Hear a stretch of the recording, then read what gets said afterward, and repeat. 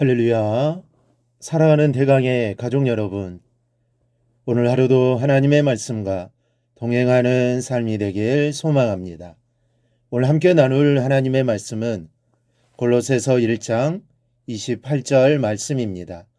우리가 그를 전파하여 각 사람을 권하고 모든 지혜로 각 사람을 가르침은 각 사람을 그리스도 안에서 완전한 자로 세우려 함이니. 아멘. 이 오게티라는 말을 종종 합니다. 티끌은 아주 작습니다. 신경 써서 유심히 보지 않으면 잘 보이지 않는 것이 티입니다. 그런데 그런 작은 티끌 하나만 있어도 귀한 옥의 가치가 형편없이 떨어진다는 말입니다. 이 보석은 완전해야 하기 때문입니다. 아주 작은 결점만 있어도 그것은 이미 보석이 아닌 것입니다. 우리는 그리스도의 보석입니다. 우리가 귀하다는 뜻으로 말씀드린 것이 아닙니다. 보석은 보석을 위해 존재하지 않습니다. 보석은 주인을 아름답게 장식해 드려야 할 의무가 있습니다. 그런 의미에서 우리는 그리스도의 보석입니다. 주님을 존귀하게 꾸며드려야 하고 또 주님을 영광스럽게 빛내드려야 합니다. 그래서 우리는 거룩해 하는 것입니다. 깨진 반지가 주인을 영화롭게 할 수 있겠습니까? 색이 바랜 목걸이가 주인을 아름답게 꾸밀 수 있겠습니까? 그러므로 예수의 사람인 우리들은 한 사람 한 사람이 온전해야 하고 교회는 이 일을 위해 힘을 다해야 합니다. 이것이 교회 사역의 목표입니다. 본문이 그것을 말씀합니다. 우리가 그를 전파하여 각 사람을 권하고 모든 지혜로 각 사람을 가르침은 각 사람을 그리스도 안에서 완전한 자로 세우려 함이니. 이 본문은 각 사람을 그리스도 안에서 완전하게 세우는 세 가지 사역을 말하고 있습니다. 첫째는 전파가 있어야 합니다. 예수의 사람을 만드는 것을 말합니다. 완전한 사람을 만드는 것이 교회의 사역의 중심 목표라 할지라도 교회 안에 사람이 없다면 사실 의미가 없습니다. 누구를 붙들고 완전하게 하겠습니까? 그러므로 전파가 있어야 하는 겁니다. 이 본문에서는 우리가 그를 전파하여라고 표현합니다. 예수 그리스도를 전하는 것이 완전케 하는 사역의 시작이 되는 것입니다. 예수님께서도 몸소 다니시며 제자들을 한 사람 한 사람 부르시는 것으로부터 당신의 사역을 시작하였습니다.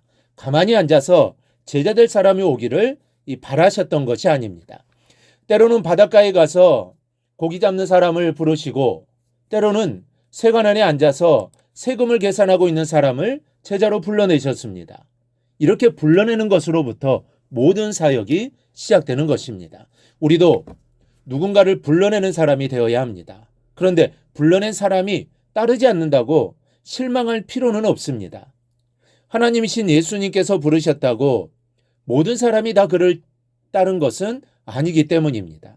어떤 사람이 영생을 물으러 왔다가 내 있는 것을 다 팔아 가난한 자들에게 주고 와서 나를 따르라라는 그 주님의 말씀에 재물이 많은 고로 고민하여 돌아갔습니다. 그러니 우리는 어떠한 결과에도 실망하지 않아야 합니다. 주님이 따르라고 했는데도 따르지 않는 사람이 있었다는 것을 알고 일단 사람을 부르는 일부터 시작을 해야 합니다. 거기서부터 역사가 시작됩니다. 둘째는 가르침이 있어야 합니다. 태어났다고 사람이 거저되는 것이 아닙니다. 이 사람이 되게끔 가르쳐 성장하게 하는 사람이 되는 것입니다. 낳아서 산속에 던져놓으면 짐승이 젖을 물려 키울지는 모르지만 그렇게 되면 짐승이 새끼가 될지는 몰라도 사람의 자식은 될 수 없는 것입니다. 영적으로도 마찬가지입니다. 예수의 사람으로 태어나게 했으면 예수를 닮아가도록 가르침을 주어야 합니다. 예수님이 누구인지 또 무엇을 하셨는지 예수님을 따르고 의지하면 어떤 일들이 있게 되는지에 대한 자세한 가르침이 교회 안에 있어야 하는 것입니다. 이것은 목사 혼자 할 수 있는 일이 아닙니다. 아이가 아빠 혼자의 가르침으로 됩니까? 아빠의 가르침도 필요하고 때로는 엄마, 할아버지, 할머니, 형이나 오빠로부터 배우면서 이 총체적인 인격을 갖추게 되는 것입니다. 때문에 교회 안에는 목회자의 가르침뿐 아니라 교회학교 교사의 가르침, 또 구역장의 가르침, 신앙 선배들의 가르침이 끊이지 말아야 합니다. 난 가르치는 재능이 없다고 생각하지 마십시오. 예수 안에서 나를 뒤따라오는 사람이 있다면 누구든 교회의 질서와 목회자의 지도를 따라 그를 가르칠 의무가 있는 것입니다. 교회 안에는 이러한 가르침이 풍성해야 합니다. 셋째는 고난이 있어야 합니다. 사람이 이론적으로 배웠다고 그대로 실천이 되는 것이 아닙니다. 운동을 배울 때도 이론부터 배우지만 배운 대로의 자세가 쉽게 나오지 않습니다. 이 머릿속에서는 쉽게 될 것 같은데 쳐보면 공은 엉뚱한 곳으로 날아갑니다. 그래서 시범을 보고 또 따라해보고 또 손을 붙잡혀 교정을 받으면서 어느 정도의 시간이 지나야 겨우 손발이 익숙해지는 법입니다. 신앙도 가르쳤다고 내버려두면 진리를 실천하는 것이 쉽지 않습니다. 그래서 가르친 후에는 그 진리를 체험하며 살 수 있도록 세심하게 보살펴주는 것이 필요합니다. 내가 처음 신앙생활 할 때를 기억하면서 불편함이 없도록 또 믿음이 떨어지지 않도록 늘 관심을 가지고 기도하며 이끌어 주어야 하는 겁니다. 이렇게 해주는 것이 바로 고난입니다. 여러분, 예수 안에서 내가 보석인 것처럼 예수의 이름으로 부르심을 받은 모든 사람들이 다 귀한 보석 같은 존재입니다.